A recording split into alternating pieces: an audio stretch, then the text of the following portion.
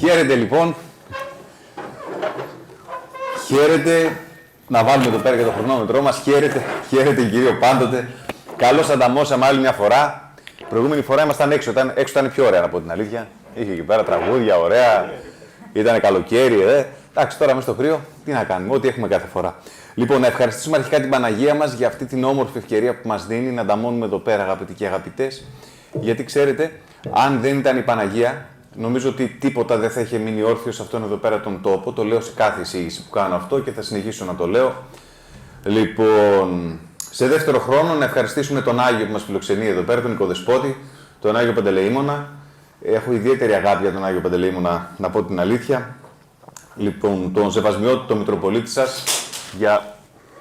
Ωραία. Το Σεβασμιότατο Μητροπολίτη για τη φιλοξενία και την άδεια που μας δίνει να μιλάμε. Έτσι, χρειάζεται να κρατάμε την εκκλησιαστική τάξη των πραγμάτων. Τον Παπα-Νικόλα, τον αγαπώ πολύ τον Παπα-Νικόλα εδώ πέρα, τον θεωρώ φίλο μου. Λοιπόν, και όλους τους ανθρώπους οι οποίοι έχουν τρέξει για να γίνει αυτή εδώ πέρα η όμορφη εκδήλωση, γιατί ξέρετε, δεν είναι άιντε πάμε κάνουμε μια εισήγηση, μια ομιλία, μια σχολή γονέων, ένα κυριακάτικο αρχονταρίκι. Για να γίνει αυτό, υπάρχουν πάρα πολλοί άνθρωποι από πίσω οι οποίοι έχουν τρέξει. Από αυτούς που τρέχουν και φτιάχνουν τις αφίσες, μέχρι αυτούς που φτιάχνουν τους καφέδες, μέχρι αυτούς που καθαρίζουν την αίθουσα, μέχρι αυτούς που στείλουν τα τέτοια εδώ πέρα, όπως το Αναστάση, τα σχημικά, τα ιντερνετικά. Έτσι, χρειάζεται πολύ... Βούλη, εντάξει, όλα καλά, ωραία. Λοιπόν, να ευχαριστήσω όλους εσάς που κάνατε τον κόπο να έρθετε σήμερα εδώ και να ομορφύνετε με την παρουσία σας και να στηρίξετε αυτήν εδώ πέρα την προσπάθεια. Και αφού έχουμε ευχαριστήσει τους πάντες, πάμε να δούμε σιγά σιγά το θέμα μας. Τι θέμα να κάνουμε, Παπα-Νικόλα, του λέω, τι θέμα να κάνουμε, μου λέει Λευτέρη, κοίταξε, λέει, είναι Κυριακάτικο αρχονταρίκι, συζητάμε για την οικογένεια, το ένα το άλλο κτλ. Η κόρη μου, λέει, η Εβούλη, είχε μια ιδέα να μιλήσουμε για το άγχος. Α, του λέω, το αγαπημένο μου θέμα, λέω. Θα έρθω εκεί πέρα και θα τα πούμε όλα τέλεια. Έτσι λοιπόν, αποφασίσαμε το θέμα μας για σήμερα να έχει ως τίτλο «Αποδομώντας το άγχος». Το άγχος. Σήμερα θα μιλήσουμε για το άγχος και για τη διαχείρισή του. Το άγχος, για μένα προσωπικά, είναι ένα πάρα πολύ αγαπημένο θέμα, καθώς είναι ένα από τα κύρια αντικείμενα ενασχόλησής μου στο γραφείο, κλινικά. Ξέρετε, το μεγαλύτερο πρόβλημά μας σε σχέση με το άγχος είναι το γεγονός ότι δεν το κατανοούμε. Το μεγαλύτερο πρόβλημά μας, αγαπητοί και αγαπητές, σε σχέση με το άγχος είναι το γεγονός ότι δεν το καταλαβαίνουμε. Όλοι μας λίγο πολύ αγχωνόμαστε. Αγχώνεστε εσείς, πώς είστε? Αγχώνεστε? Θα έχουμε δουλειά, βλέπω, για πολύ καιρό. Λοιπόν, ή αν δεν αγχωνόμαστε οι ίδιοι μας, ας πούμε, έχουμε έναν άνθρωπο στο περιβάλλον μας ο οποίος αγχώνεται και αυτός.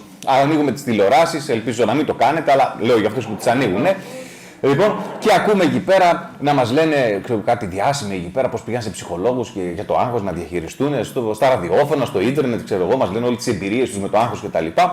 Αλλά αν καθίσουμε και σκύψουμε πάνω από αυτό το θέμα και προσπαθήσουμε να δούμε ποιος έχει καταλάβει, ποιος έχει κατανοήσει, τι είναι στην πραγματικότητα αυτό το άγχος για το οποίο μιλάει όλος ο κόσμος, για το οποίο παθαίνει όλος ο κόσμος, τι ακριβώς είναι, πώς λειτουργεί, λίγοι από εμάς μπορούμε να απαντήσουμε.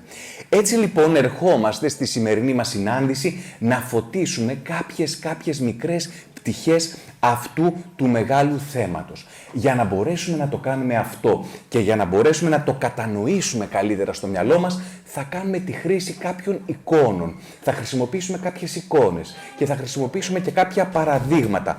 Έτσι, στο τέλος, νομίζω θα είναι πολύ πιο εύκολο να απομνημονεύσουμε αυτά τα οποία έχουν υποθεί.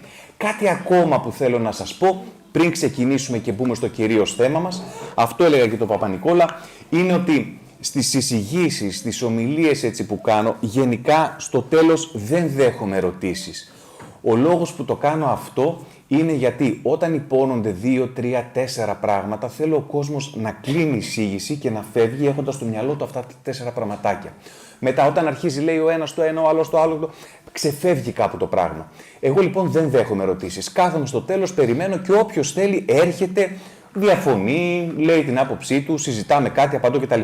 Σήμερα όμως, επειδή πρόκειται για ένα τεχνικό θέμα, εγώ θέλω να καθίσουμε στο τέλος και να ανοίξουμε λίγο τη συζήτηση και να κάνουμε ερωτήσεις. Θα κάνουμε μια εξαίρεση λοιπόν σήμερα, επειδή είναι τεχνικό το θέμα και επειδή πιστεύω ότι ίσως σας απαντηθούν κάποιες απορίες. Απλά θα απαντήσουμε μόνο σε ερωτήσεις επί του θέματος. Λοιπόν, αυτά είχα να σας πω εγώ, δεν θα σας κουράσω πολύ. Πάμε και ο Θεός βοηθός μας. Ξεκινώντας, θέλω αγαπητοί μου και αγαπητές να φανταστείτε ένα μεγάλο δοχείο. Θέλω να φανταστείτε ένα μεγάλο ντεπόζιτο, σαν αυτά που βάζουμε τη βενζίνη στα αυτοκίνητα. Όλοι οι άνθρωποι γεννιόμαστε από τότε που είμαστε στην κοιλιά της μανούλας μας, εκεί που είμαστε μικρά ανδριάκια, και έχουμε αυτό το δοχείο με το που δημιουργείται η ζωή εξ άκρας συλλήψεως. Έτσι δημιουργείται ο άνθρωπος. Από εκείνη τη στιγμή, λοιπόν, δημιουργείται μαζί με τον άνθρωπο και ένα μεγάλο δοχείο μέσα του, και αυτό το δοχείο ο άνθρωπος το κουβαλάει μαζί του για όλη τη ζωή του μέχρι να κλείσει και τα μάτια του. Ένα δοχείο λοιπόν έχει ο καθένας μας.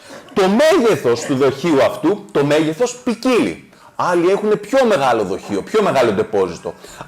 Άλλοι έχουν πιο μικρό ντεπόζιτο. Όλοι όμως έχουν ένα τέτοιο. Τώρα θα μου πείτε, και ποια είναι η χρήση αυτού του δοχείου, τι το χρειαζόμαστε? Το δοχείο αυτό, το ντεπόζιτο αυτό, το έχουμε οι άνθρωποι για να αποθηκεύουμε μέσα το άγχος, για να αποθηκεύουμε εκεί μέσα το στρες. Και θα κάνουμε την επόμενη ερώτηση. Τι είναι το άγχος? Τι είναι το στρες? Το άγχος είναι, σαν να λέμε αγαπητοί και αγαπητές, η βενζίνη του οργανισμού. Είναι το καύσιμο του οργανισμού μας. Είναι εκείνη η πρώτη ύλη που χρησιμοποιεί ο άνθρωπος για να μπορεί να είναι λειτουργικός και να ανταπεξέρχεται στις ανάγκες της καθημερινότητας. Το άγχος είναι αυτό που μας κάνει να έχουμε νεύρο. Το άγχος είναι αυτό που μας κάνει να έχουμε δύναμη, που μας κάνει έτσι να δημιουργούμε, να κάνουμε οικογένεια, να ανταπεξερχόμαστε στις δουλειές μας, να πηγαίνουμε, να είμαστε εντάξει απέναντι στους φίλους μας. Αν δεν είχαμε αυτή την ενέργεια, αν δεν είχαμε αυτό το άγχος, αν δεν είχαμε αυτή την πρώτη ύλη, θα ήμασταν όλη μέρα άπλα, χυμαδιό. Λοιπόν, θα ήμασταν αφημένοι. Και θα ρωτήσει κάποιος εδώ πέρα, δηλαδή, το άγχος είναι κάτι καλό?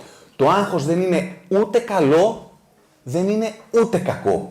Είναι ένα υλικό.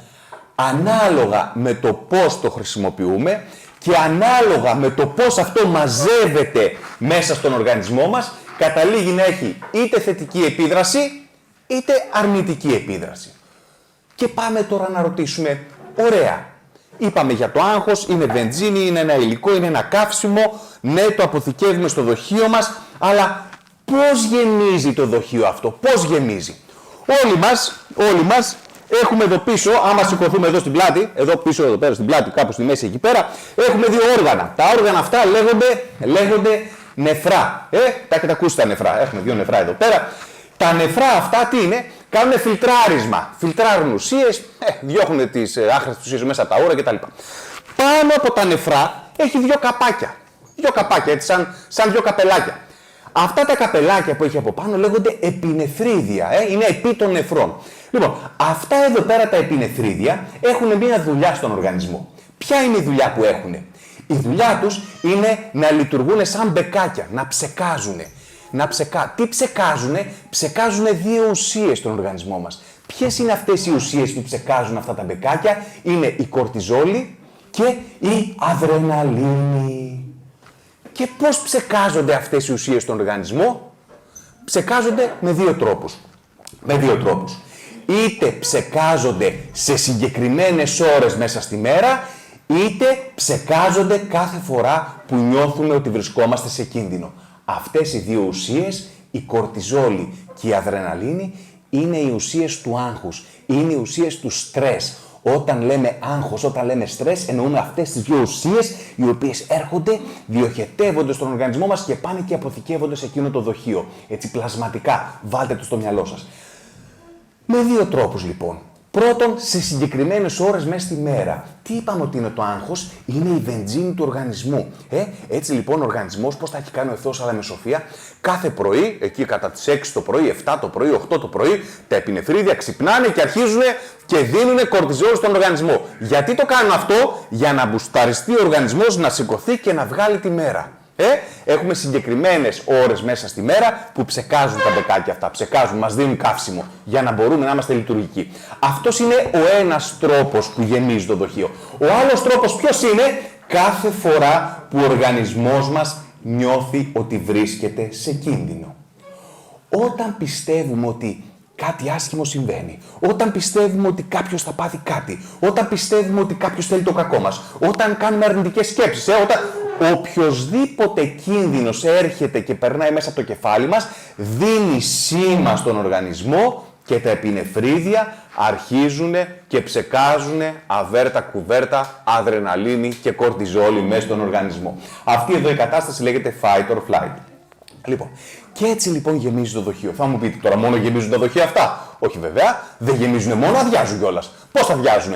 Αδειάζουν κάθε φορά που κάνουν πράγματα. Όταν ο Παπα-Νικόλαος, ας πούμε, ξέρω εγώ, πρέπει να ξυπνήσει το πρωί, να πάει στη λειτουργία, να πάρει καιρό, να πάει στη λειτουργία, μετά να κάτσει, να κάνει τον καφέ, να ετοιμάσει το αρχονταρίκι για απόψε, να κάνει ένα ράδι, ξοδεύει ενέργεια. Ξοδεύει. Όταν, ας πούμε, ξέρω εγώ, μια μητέρα πρέπει να τρέξει. Εδώ πέρα έχετε και πολλά παιδιά εδώ πέρα, έτσι δεν είναι? Εσείς κι αν ξοδεύετε. Λοιπόν, να τρέξεις, να κάνεις, να πλύνεις, να σκουπίσεις, να σφουγγαρίσεις, να πας στη δουλειά, να γυρίσεις από τη δουλειά, τα κλάματα, τα τέτοια, τα λιώτικα, τα παραλιώτικα. Ξοδεύεις ενέργεια, ξοδεύεις στρες, ξοδεύεις από αυτές τις ουσίες που μαζεύετε στο δοχείο. Λοιπόν, έτσι λοιπόν, τι γίνεται? Υπάρχει μια ισορροπία. Γεμίζει κορτιζόλη και αδρεναλίνη, γεμίζει καύσιμο οργανισμός, ξοδεύει καύσιμο οργανισμός. Γεμίζει άγχος οργανισμός και άγχος οργανισμός. Γεμίζει, ξοδεύει και έτσι υπάρχει μια ισορροπία. Πότε δημιουργείται το πρόβλημα? Το πρόβλημα δημιουργείται είτε όταν σταματήσουμε να ξοδεύουμε, δηλαδή αν αρχίσουμε και κλειστούμε λίγο μέσα κλειστούμε στο σπίτι, κλειστούμε στον εαυτό μας, αφήσουμε τις πολλές δραστηριότητες, κόψουμε τα περπατήματά μας, κόψουμε και κλεινόμαστε. Ο οργανισμός συνεχίζει και παράγει βενζίνη, συνεχίζει και παράγει κορτιζόλη, αδρεναλίνη. Οπότε τι γίνεται? Έρχεται και γεμίζει το ντεπόζιτο. Ή όταν συμβαίνουν πάρα πολλά, όταν ήσουν εκεί, ξέρω εγώ, νέος, νέα κτλ., είχες μόνο τον εαυτό σου, δεν σε νοιάζει τίποτα. Τώρα 10 παιδιά, δουλειές, ιστορίες από εδώ, από εκεί, εφορίες, λες. Πολλά μαζεύονται. Οπότε τι γίνεται? Ή όταν συμβεί κάτι μεγάλο, ένας θάνατος, ένα ατύχημα, μια αρρώστια, γεμίζει γρήγορα το δοχείο. Ή όταν εμείς σκεφτόμαστε συνέχεια αρνητικά.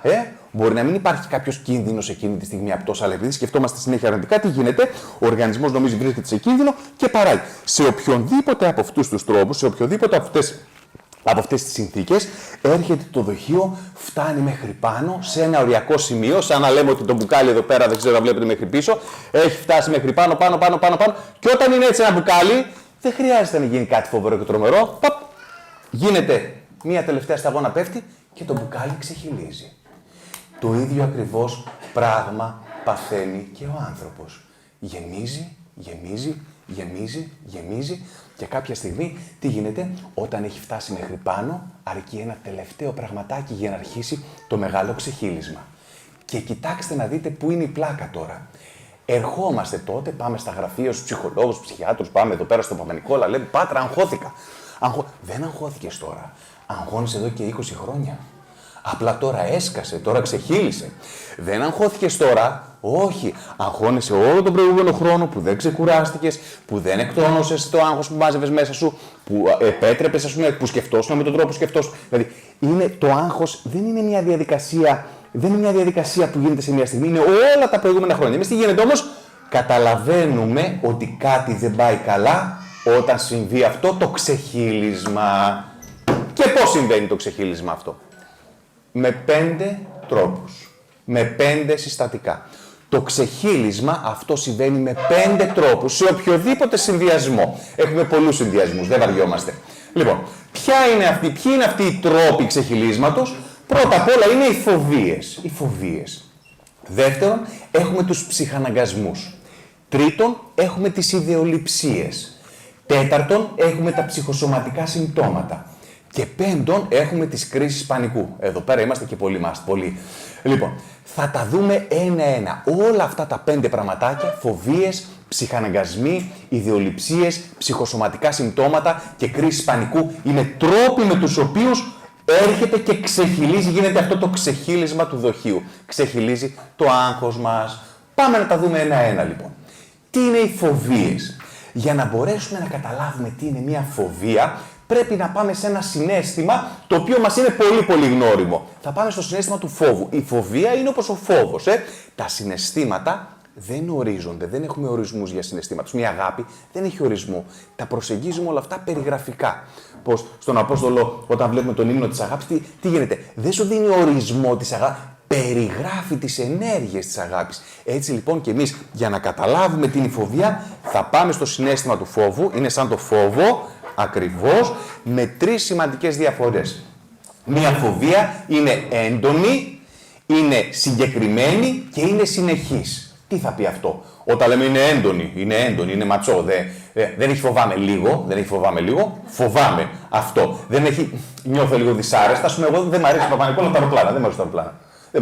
Όταν πήγαμε πρώτη φορά, εγώ είχα ταξιδέψει μια φορά στο εξωτερικό μικρός, δεν θυμόμουν, και εκεί όταν αραβωνιαστήκαμε με τη γυναίκα, με την Πόπη, λοιπόν, εκεί το 12, λέει θα πάμε, λέει, στην αδερφή μου στη Σάμο. Λέω να πάμε. Λέω πώς θα πάμε, μου λέει με αεροπλάνο. Α, ωραία, λέω εγώ, έλεγα από μέσα μου, μην κλάψεις, παίξε το γενναίος. Λοιπόν, ανέβηκα στο αεροπλάνο, παιδί, και ήμουν έτσι.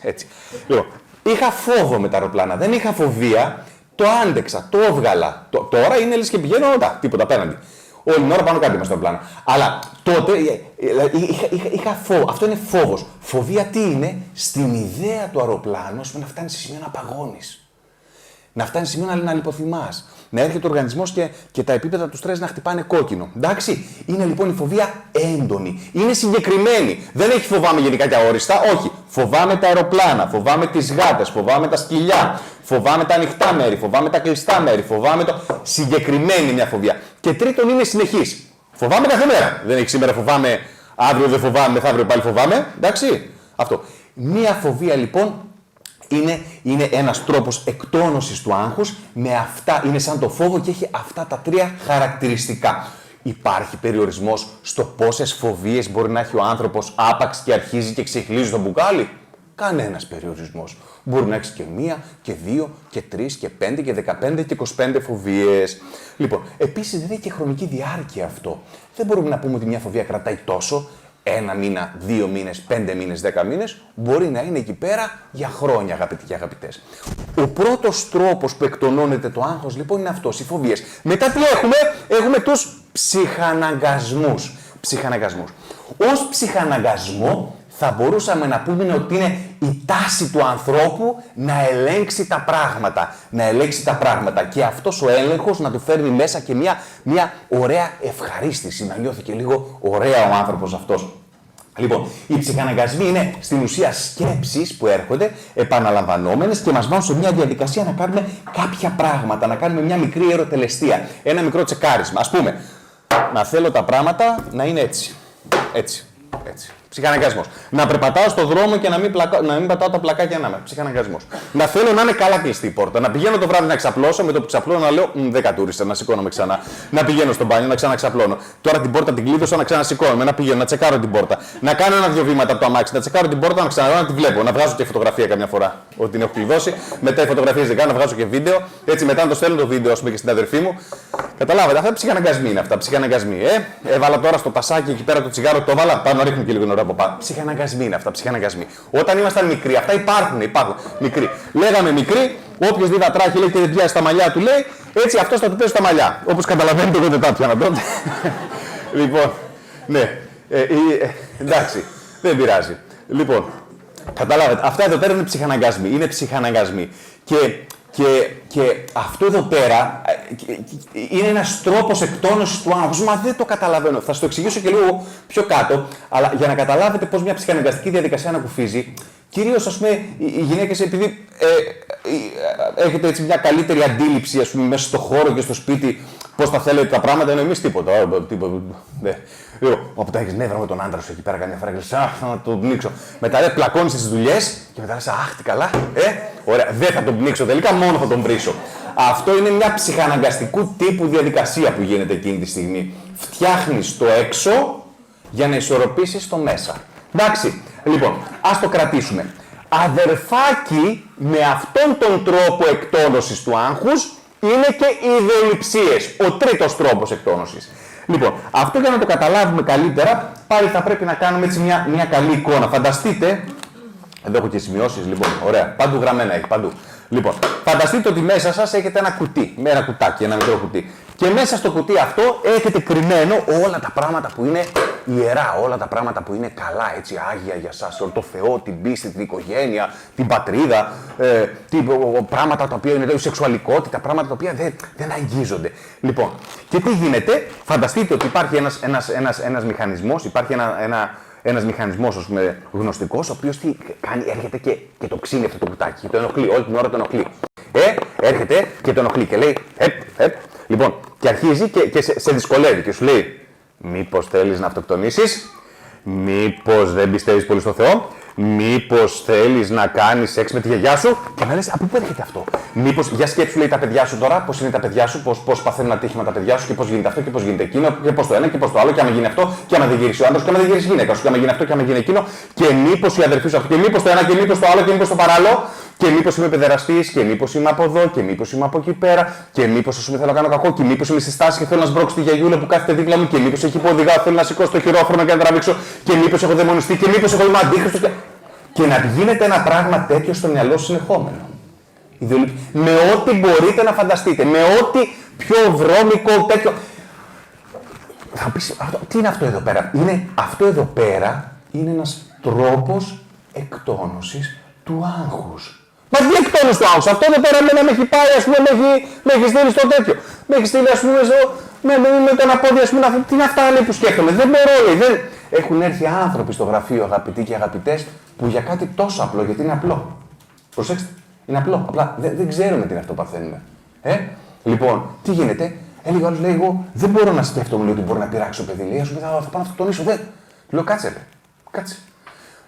Επειδή δεν ξέρουμε. Λοιπόν, αυτές οι σκέψεις που μοιάζει να μας στρεσάρουν πιο πολύ, τι είναι στην ουσία, είναι ένας τρόπος, είναι ένας μηχανισμός προστασίας, είναι ένας τρόπος εκτόνωσης και ένας μηχανισμός προστασίας του οργανισμού. Για να το καταλάβουμε όμως αυτό καλύτερα, θα σας το πω με ένα παράδειγμα. Θέλω να φανταστείτε ότι έχετε ένα αυτοκίνητο, ένα ωραίο αυτοκίνητο, ξέρω εγώ, λοιπόν, το οποίο το αγοράσατε, το αγαπάτε πολύ, το προσέχετε, λοιπόν, και πρέπει να φύγετε να πάτε στη Γερμανία, να φύγετε ταξίδι. Οπότε, τι κάνετε, το βάζετε το αυτοκίνητο σε έναν γκαράζ μέσα και το αφήνετε εκεί πέρα. Το αυτοκίνητο μέσα έχει, εγώ δεν ξέρω από αμάξι πολλά πράγματα, αλλά έχει λάδια μέσα, έχει, ξέρω εγώ, τα μπουζί, έχει μπαταρίες, έχει βενζίνες, έχει τέτοια. Λοιπόν, το αυτοκίνητο θέλει μια συντήρηση. Όσες θα λείπεις, ξέρω εγώ, λείπεις 10 χρόνια, 20.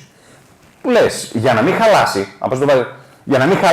πας μετά από 20 χρόνια και δεν παίρνει μπρος, τι θα γίνει, θα πεις σε έναν φίλο σου, πάρε το αμάξι, πάρε τα κλειδιά και θα πηγαίνεις μία στο τόσο να το βγάζει μια βόλτα, ρε παιδί μου. Πήγαινε το από εδώ, πήγαινε το από εκεί πέρα, να ανέβα πάνω μέχρι εκεί, κάνει μια βόλτα το χωρί και ξαναγύρω το μέσα. Όχι κάπου συγκεκριμένα, πήγαινε το που να είναι. Προσέξτε. Το ίδιο ακριβώς πράγμα κάνει ο οργανισμός μας με τους ψυχαναγκασμούς και με τις ιδιοληψίες. Όταν ο οργανισμός μας αντιληφθεί ότι τα επίπεδα του στρες μας έχουν φτάσει σε ένα τέτοιο σημείο, τι γίνεται. Περιμένει να κάνουμε κάτι για να το εκτονώσουμε αυτό. Αν δεν το εκτονώσουμε, αναλαμβάνει ο ίδιος πρωτοβουλία και μας βγάζει βόλτα.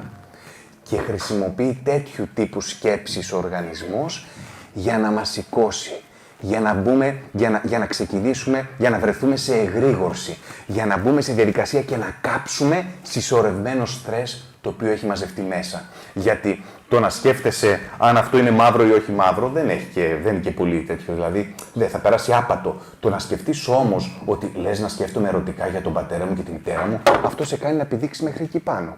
Λειτουργεί σαν ένας, τρόπος προστασίας του οργανισμού. Ο τέταρτος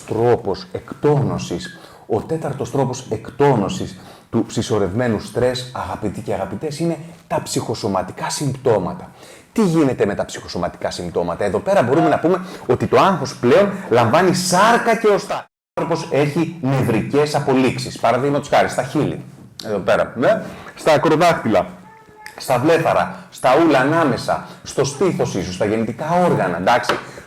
Στο μπούτι δεν θα έχετε ποτέ ψυχοσωματικά συμπτώματα, δεν έχει εκεί πέρα νευρικές απολύξεις, δεν έχει τίποτα. Καταλάβατε, δεν έχει ψυχοσωματικό εκεί. Οπουδήποτε έχει νευρικές απολύξεις. Τώρα, το πώς συμβαίνει κάτι τέτοιο δεν είμαι εγώ κατάλληλος να σας το πω. Ένας γιατρός ή ένας βιολόγος είναι ο πλέον κατάλληλος να σας εξηγήσει τη διαδικασία.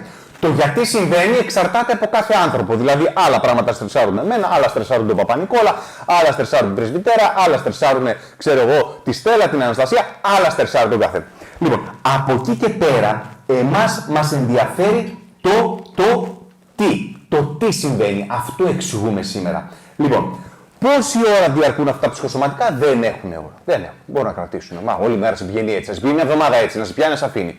Λοιπόν, υπάρχει περιορισμό στον αριθμό των ψυχοσωματικών που μπορεί να έχω? Όχι.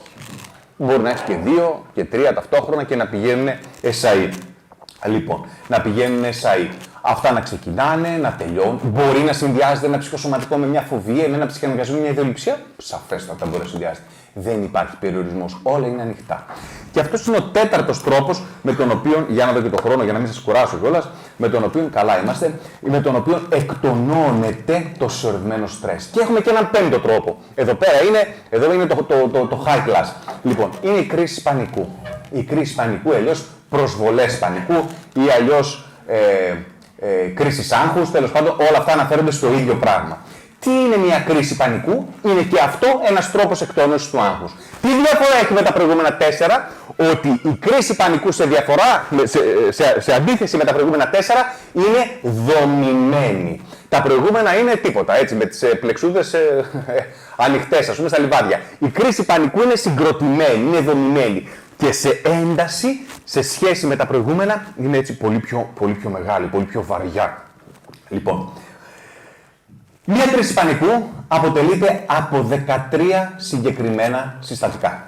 13 συγκεκριμένα συστατικά. Νεότερες όχι διαβαθμίσεις. Ορίστε. Όχι μελέτες. Ταξινομήσεις. Νεότερες ταξινομήσεις θέλουν 12 συστατικά. Εγώ επιμένω στα 13. Εμπειρικά, αυτό που έχω δει εγώ είναι τα 13. Λοιπόν, τέλος πάντων, εμείς κρατάμε αυτό. Λοιπόν, 13 συγκεκριμένα συστατικά. Ποια είναι αυτά?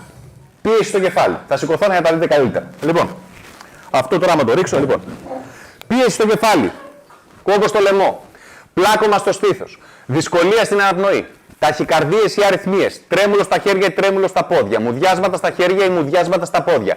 Σφίξιμο στο μάχη με τάση για μετότητα, τάση για διάρρεια. Αισθήματα ζέστης ή αισθήματα κρύου. Εφιδρώσεις. Φόβο θανάτου. Αίσθημα αβοηθησίας και αίσθημα ότι θα τρελαθείς. Πάμε να τα δούμε ξανά. Πίεση στο κεφάλι, από πάνω προς τα κάτω για να τα θυμάστε. Απομνημονεύστε τα έτσι.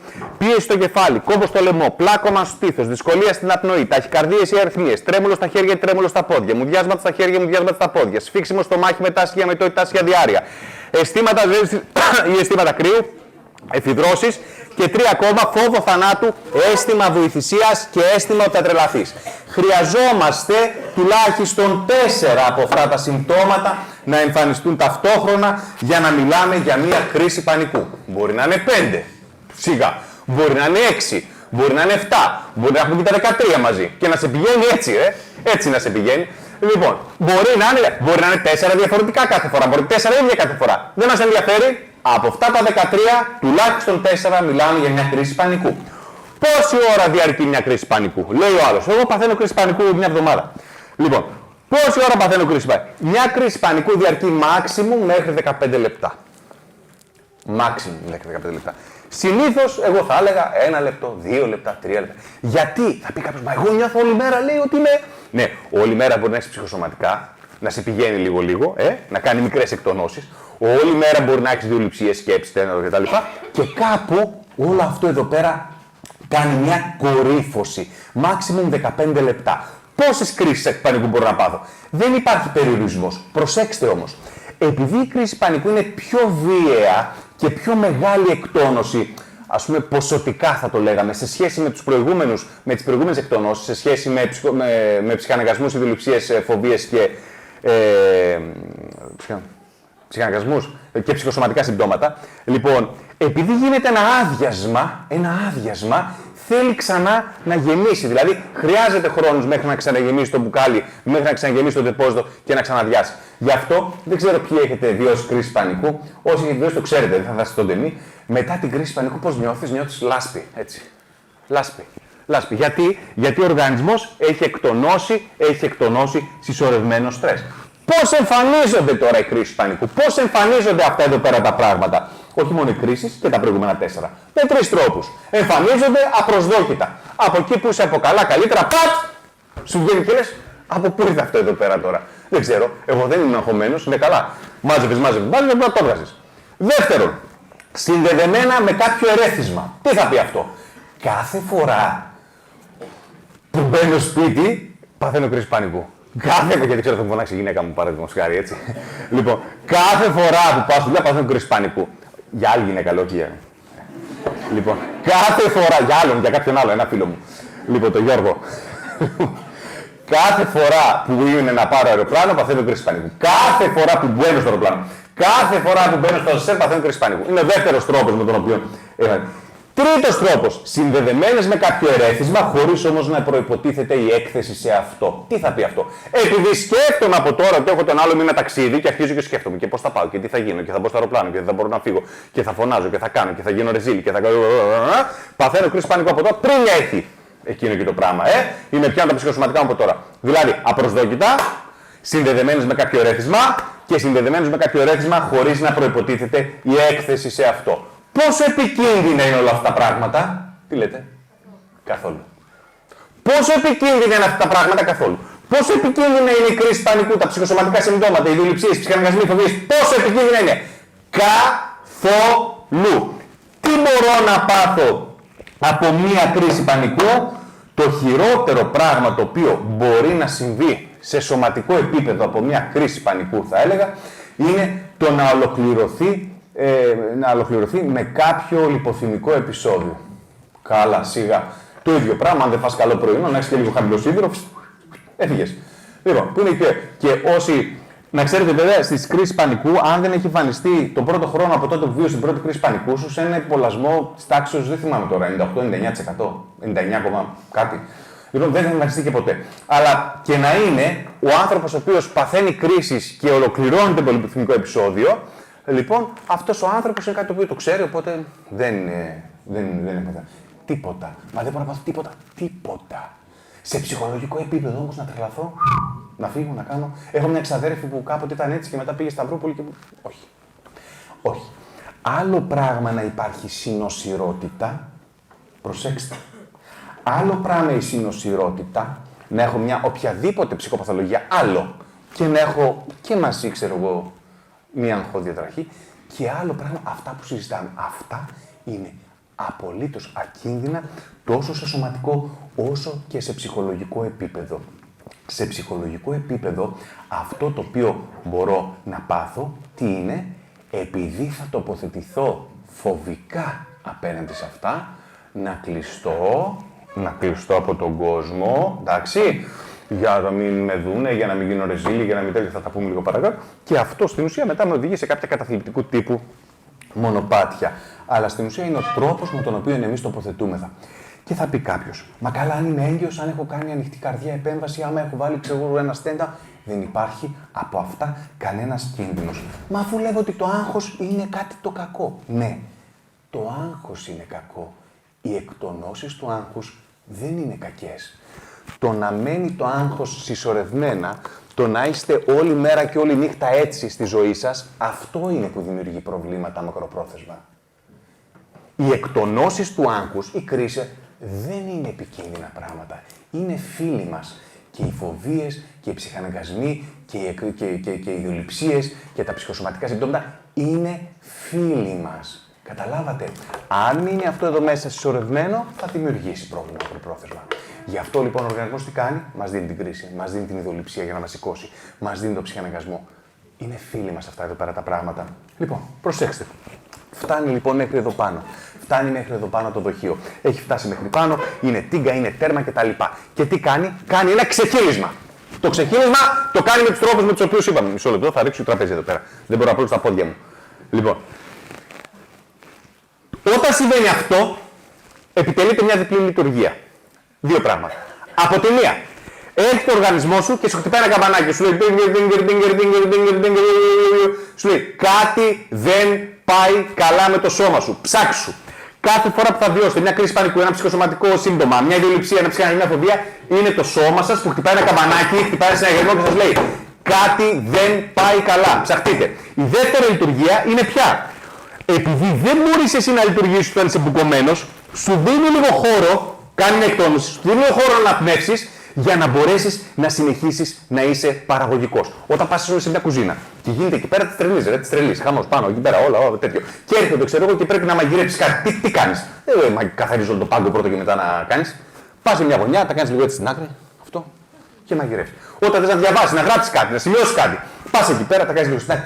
Έτσι και ο οργανισμός, όταν έχει φτάσει να μπουκώσει, δεν μπορεί ο οργανισμός να κάνει τη δουλειά από μόνος του. Έρχεται λοιπόν, σου εκτονώνει ένα κομμάτι και σου λέει: άντε λοιπόν, μπες σε διαδικασία τώρα και ψάξου, κάνε κάτι. Δεν βλέπεις, γεμίζει με άγχος. Αυτό σου λέει ο οργανισμός σου. Λοιπόν, και πού ξεκινάει το πρόβλημα? Το πρόβλημα ξεκινάει ότι αντί εμείς να πάρουμε τα χαμπάρια μας και να πούμε κάτσε ρε, τι κάνω, και να δούμε τη ζωή μας και να αλλάξουμε 1, 2, 3, 4, 5 πράγματα, αρχίζουμε. Τι είναι αυτό που έπαθα? Δεν το πιστεύω, και κρίση πανικού. Μα εγώ ήμουν δυνατός, εγώ ήμουν δυνατή. Πω τώρα και τι θα γίνει, και αμάν, και μπαίνεις μέσα και γράφεις σου και η τάδε διάσημη και αυτή είχαν και τέτοιο και πω θα πρέπει να πάρω φάρμακα και από εδώ και από εκεί και τι είναι εγώ. Και ξαναγεμίζει το δοχείο. Και ξαναεκτονώνει. Και δεν το πιστεύω, να το, δεν φεύγει τώρα. Τώρα εγκλωβίστηκα μέσα σε αυτό και τι είναι αυτές οι σκέψεις που μου έρχονται και γιατί μου έρχονται αυτό. Και πάτε μου δεν καλά, έχω τέτοιες σκέψεις και τα λοιπά. Και σου λέει πάτε μη στεναχωριέσαι παιδάκι, όχι δεν μπορώ, δεν το πιστεύω. Εγώ που σκέφτομαι τέτοια πράγματα και ξαναγεμίζει το δοχείο. Και ξαναεκτονώνει και ξαναγεμίζει. Και ξαναεκτονώνει και ξαναγεμίζει. Και ξαναεκτονώνει και ξαναγεμίζει. Και ξαναεκτονώνει και ξαναγεμίζει. Και δημιουργείται ένας φαύλος κύκλος. Ένας φαύλος κύκλος όμως, ο οποίος έρχεται τώρα και τσιμεντώνεται, γίνεται γκρομπετό. Έτσι, σαν τα σταμποτά που κάνετε εδώ έξω, έτσι, τα πολύ ωραία. Γκρομπετό γίνεται αυτός με άλλα 4 πραγματάκια. Είναι ο φόβος επί των συμπτωμάτων, γιατί δεν ξέρουμε τι παθαίνουμε, γι' αυτό είμαστε εδώ. Για να εξηγήσουμε το πώς λειτουργεί η φυσιολογία του άγχους. Και έρχονται άλλα 4 πράγματα τα οποία δυσκολεύουν όλη αυτήν εδώ πέρα την κατάσταση. Συμπεριφορές ασφαλείας. Δηλαδή, δεν θα πάω εδώ πέρα για να μην πάθω κρίση πανικού. Δεν θα μπω στο λεωφορείο για να μην πάθω φοβία.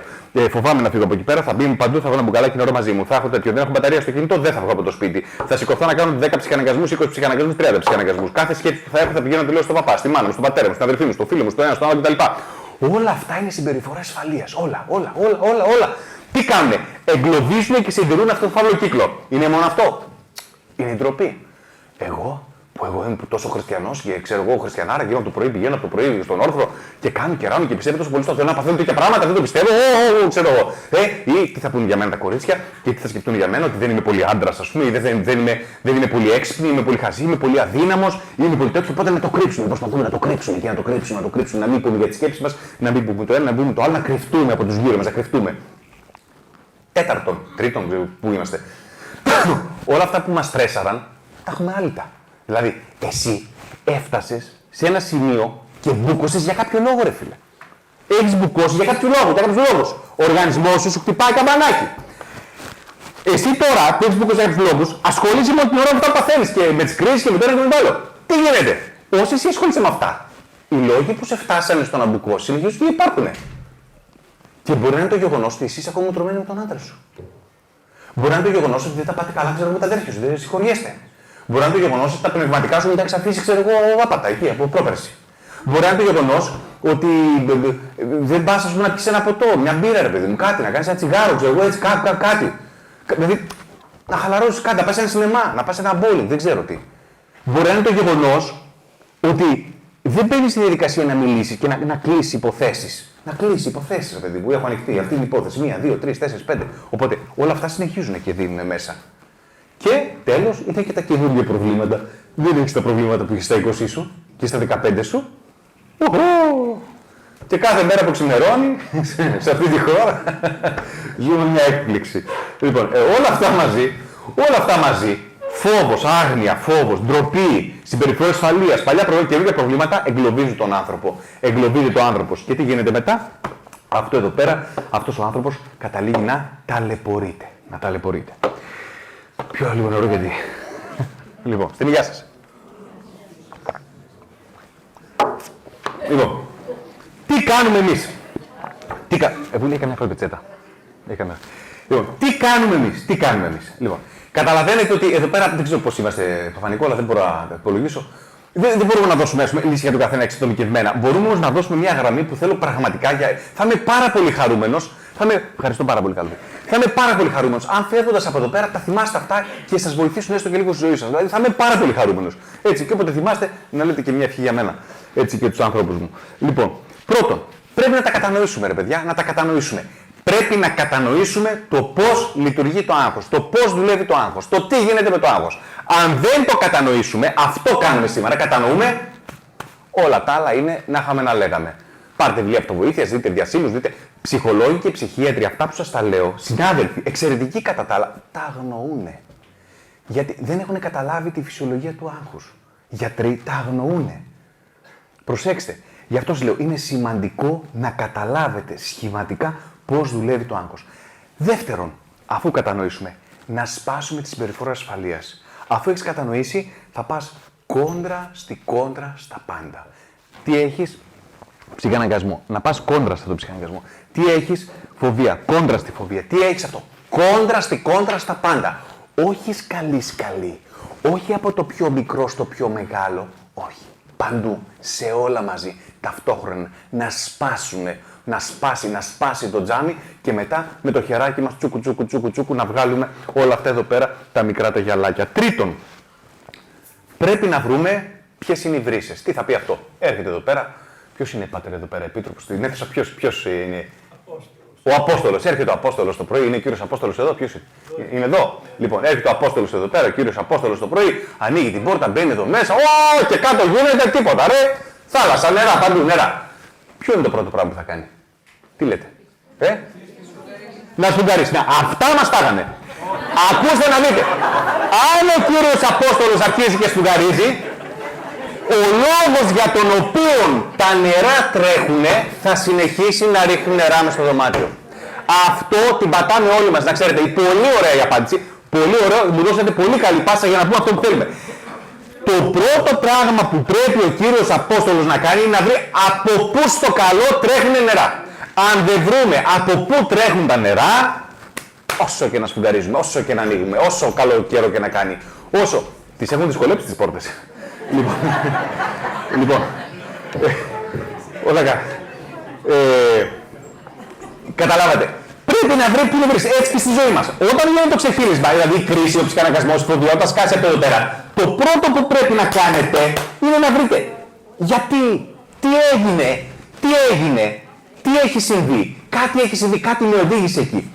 Τέταρτον, χρειαζόμαστε έναν υγιή τρόπο ζωής. Έναν τρόπο ζωής ο οποίος θα εκτονώνει το συσσωρευμένο άγχος. Αυτός ο τρόπος ζωής πρέπει να έχει μέσα γυμναστική, πρέπει να έχει εκτόνωση, πρέπει να έχει άσκηση, ναι, πρέπει να έχει καλό φαγητό, πρέπει να έχει ύπνο, πρέπει να έχει φίλους, πρέπει να έχει Θεό. Πρέπει να έχει Θεό. Γιατί έχει οντολογία. Έχει μια οντολογία. Ο άνθρωπος, αν δεν έχει. Αυτό είναι μια πολύ ωραία άλλη ομιλία, την κάνουμε κάποια στιγμή. Όποτε. Λοιπόν, αν ο άνθρωπος δεν έχει λύσει το οντολογικό, το γιατί, το τι στο καλό έχω έρθει να κάνω εγώ προς αυτόν τον κόσμο. Όλα είναι μάταια. Πρέπει να έχει καλή σχέση με τους ανθρώπους του. Πρέπει να έχει. Αυτά χρειάζεται ένας υγιής τρόπος ζωής. Και πέμπτον είναι η διαχείριση σκέψεων. Το να μάθεις να διαχειρίζεις τις σκέψεις σου. Γιατί? Προσέξτε. Γιατί μπορεί να έχουν τελειώσει όλα εκείνα τα οποία... Πάτερ, πού πήγε? Εδώ πέρα. Λοιπόν, μπορεί να έχουν... Όχι, λέω, πού πήγε ο Πάτερ? Λέω, ένιωσα λίγο μια ανασφάλεια. Ναι, τέλειο. Θα ψάξω ένα καλό ψυχολόγο. Λοιπόν, αυτό λοιπόν μπορεί να έχουν λυθεί τα παλιά προβλήματα, μπορεί να έχουν έρθει και λίγα προβλήματα να μην υπάρχουν.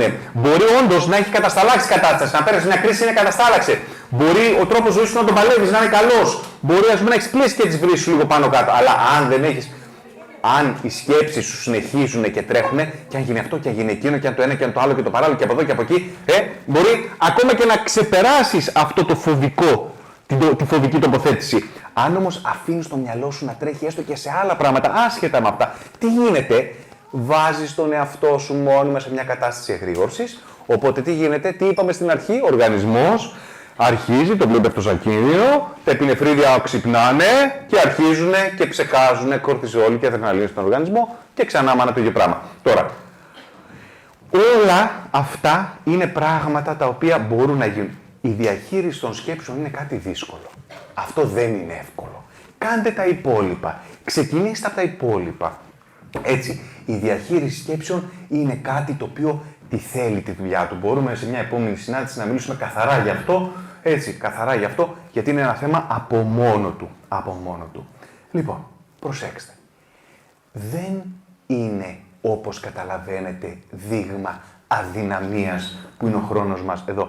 Όλα αυτά τα πράγματα δεν είναι δείγμα αδυναμίας, είναι δείγμα ενός ανθρώπου ο οποίος βρίσκεται συνέχεια σε εγρήγορση.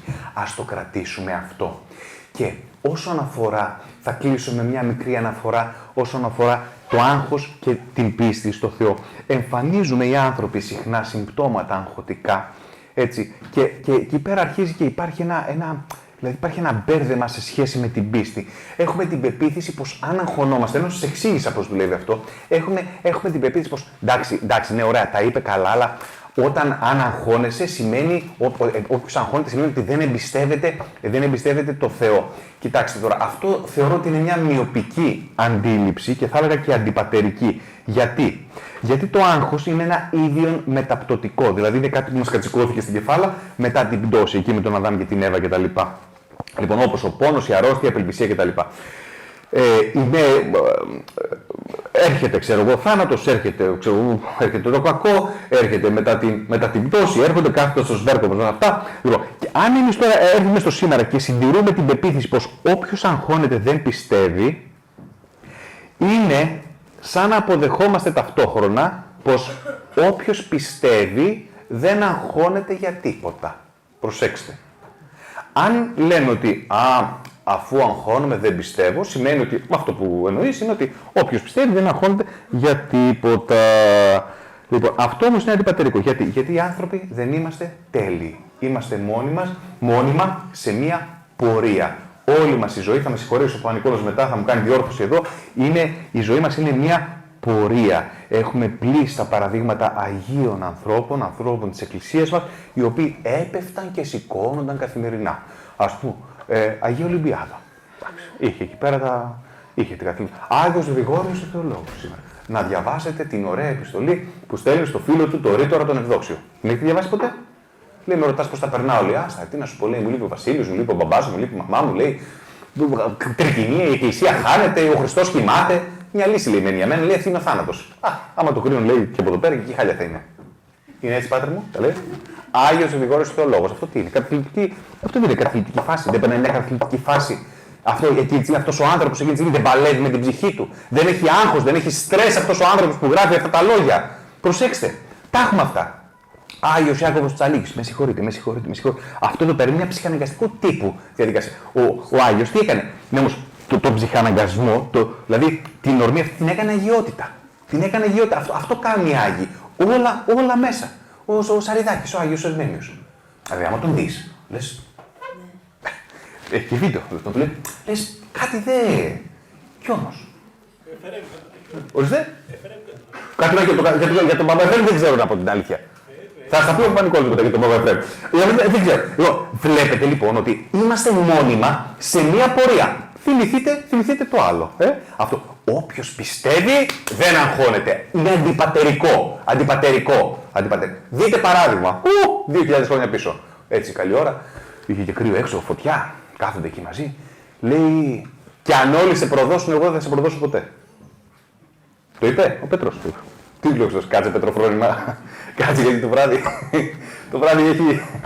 Λοιπόν, μέχρι να κάνει 3 φορές τον πρόδωσε ο Πέτρος. 3 φορές. Σήμερα στο πρώτο Ευαγγέλιο, αυτό ακούγαμε σήμερα το πρωί.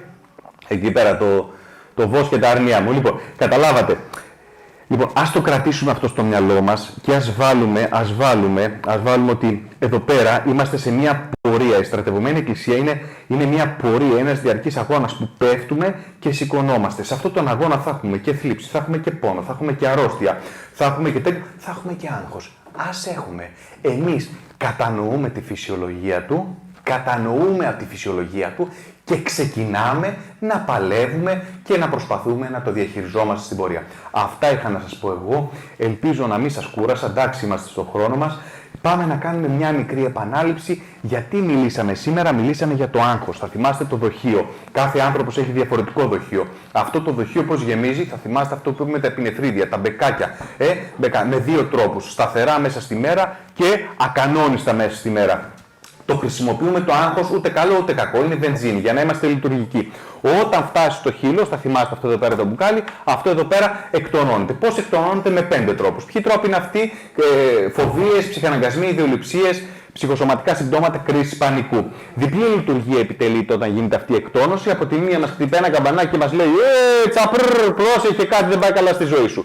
Και από την άλλη μπαίνει στη διαδικασία ο οργανισμός μας και μας δίνει λίγο χώρο για να μπορέσουμε να αναπνεύσουμε και να διαχειριστούμε καταστάσεις. Για 5 λόγους εγκλωβίζεται ο άνθρωπος σε αυτήν εδώ πέρα τη διαδικασία. Πρώτον, επειδή φοβάται. Δεύτερον, επειδή ντρέπεται, μην το καταλάβουν οι άλλοι. Τρίτον, από συμπεριφορά ασφαλείας. Τέταρτον, επειδή αφήνει τα παλιά προβλήματα άλυτα. Και πέμπτον, επειδή έρχονται καινούργια προβλήματα.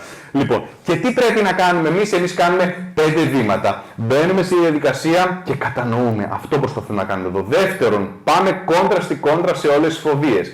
Τρίτον, συμπεριφορά ασφαλείας. Τρίτον, προσπαθούμε να δούμε τις βρύσες. Θα θυμάστε το παράδειγμα με τον κύριο Απόστολο. Τέταρτον, τι δεν πάει καλά ζωή μας. Τέταρτον, έναν υγιή, καλό τρόπο ζωής. Πέμπτον, διαχείριση σκέψεων. Γι' αυτό βάζω αστερίσκο, επιφυλάσσομαι. Είναι δύσκολο αυτό, δεν είναι εύκολο. Και από εκεί και πέρα, δεν είναι δείγμα δυναμίας και θέλω να θυμάστε ότι το άγχος είναι ένα κομμάτι της ζωής μας. Δεν είναι δείγμα απιστίας με τη δικαστική την έννοια. Όλοι είμαστε μεταπτωτικοί άνθρωποι, όλοι είμαστε ελλειπείς, είμαστε σε μία πορεία και στην πορεία μας αυτή προς τον Χριστό και θα αγχωνόμαστε και θα πέφτουμε και θα σηκωνόμαστε. Σας ευχαριστώ πολύ για την προσοχή σας.